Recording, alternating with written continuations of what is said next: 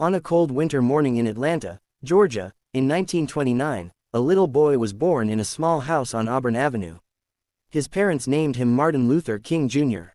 No one could have imagined then that this tiny child, wrapped in warm blankets, would one day change the soul of a nation.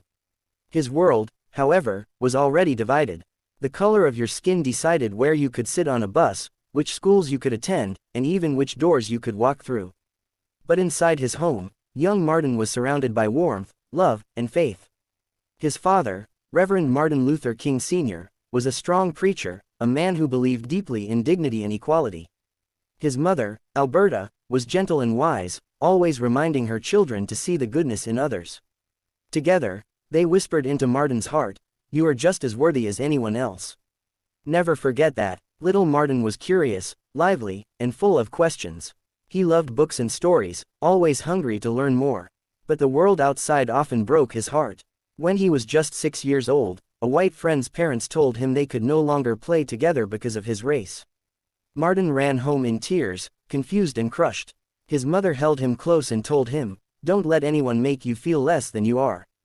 That day, something changed in him. The pain planted a seed, and though he was just a boy, somewhere deep inside, a quiet fire began to burn. As Martin grew, so did that fire. At only 15, he entered Morehouse College, far younger than most of his classmates. There, he met a man who would become a mentor, Drive. Benjamin Mays, a thinker and preacher who believed that faith must be more than prayers, it must be a force for justice. Martin listened carefully, and the dream inside him began to take shape. After Morehouse, his journey took him north to Pennsylvania, to Crozer Theological Seminary. There, he didn't just shine as a student, he grew as a leader. And it was here that he first encountered the teachings of Mahatma Gandhi. The idea struck him like lightning: could love and peaceful resistance truly conquer hate and oppression? The thought stayed with him, and it began to shape his vision of how change could come to his own country. From there, Martin went to Boston University, where he earned his doctorate. And in Boston, fate introduced him to Coretta Scott, a talented young musician with a beautiful spirit. Their love blossomed, and in 1953, they married, building a partnership that would carry them through storms few couples could imagine. They would raise 4 children together, even as the world demanded every ounce of Martin's strength and time. At just 25 years old, Martin accepted a position as pastor of Dexter Avenue Baptist Church in Montgomery, Alabama. He was young, but his sermons stirred hearts. People admired his passion, though he himself could not yet see how quickly history would call him forward. Then came December 1955. Rosa Parks, a quiet but courageous seamstress, refused to give up her bus seat to a white man. Her arrest shook Montgomery. Leaders of the black community gathered, and a young preacher named Martin Luther King Jr. was asked to lead the protest. He hesitated, knowing the risks, but then something inside him said, "This is your moment." The Montgomery Bus Boycott began, and for over a year, people walked instead of riding. They endured cold mornings, long distances, and constant threats. Martin's house was bombed, he was arrested, and night after night the phone rang with voices promising death. But he stood tall, and his voice rang out with words of hope and courage. In the end, the Supreme Court struck down bus segregation. The boycott was victorious, and Martin Luther King Jr. was no longer just a preacher from Montgomery, he was a leader of a movement. The years that followed were filled with marches, meetings, and endless trials. Along with other leaders, Martin founded the Southern Christian Leadership Conference, dedicated to nonviolent protest. He traveled from city to city, rallying crowds, going to jail, facing violence, yet never raising a fist in anger. His words began to echo across the nation, words that carried both pain and promise. He spoke of a dream that children of all races would one day walk hand in hand. The road was not easy. Churches were bombed, marchers were beaten, friends were killed, but still Martin said, "We will not meet hate with hate. We will meet it with love." In 1963, the world witnessed something extraordinary. More than 250,000 people gathered in Washington, D.C., marching peacefully for jobs and freedom. At the Lincoln Memorial, Martin's voice rose into history as he spoke of his dream.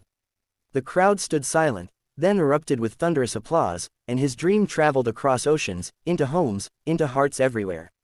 That same year, he was named Man of the Year by Time magazine. The following year, in 1964, he received the Nobel Peace Prize, the youngest man at the time to ever receive it. With humility, he gave the prize money to the cause of civil rights, because for him, the dream was never about himself, it was about his people, about all people. Yet Martin's vision kept growing. He began to speak not only about race but about poverty and war. He questioned America's involvement in Vietnam, asking why billions were spent on war while the poor struggled to eat. These words made him unpopular in some circles, even among friends, but Martin refused to stay silent. He began organizing the Poor People's Campaign, a movement to lift up all those left behind, regardless of race. By 1968, his body was weary, his spirit tested, but his resolve unbroken. That April, he traveled to Memphis to support sanitation workers striking for fair pay and dignity. On April 3, he delivered a speech unlike any other. He told the crowd he had been to the mountaintop, that he had seen the promised land. And though he might not get there with them, he was not afraid, for he had already seen the future. His words hung heavy in the air, filled with both hope and sorrow. The next evening, April 4, as he stood on the balcony of the Lorraine Motel, a shot cracked the air. Martin fell, only 39 years old, his life taken too soon. The news spread like fire. Cities erupted in grief, some in anger.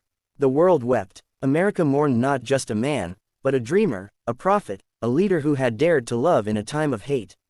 But Martin Luther King Jr. did not truly die that day. His dream lived on. His voice still speaks in classrooms, in marches, in whispers and in shouts. His birthday is honored with a national holiday, his words studied by children who were not even born when he lived. And his dream, that justice will roll down like waters, that one day people will be judged not by the color of their skin but by the content of their character, still lights the way for all who believe in freedom. So the story of Martin Luther King Jr. is more than history. It is a reminder that change is possible, that courage can overcome fear, that love is stronger than hate, and that one voice, steady and true, can shake the foundations of the world.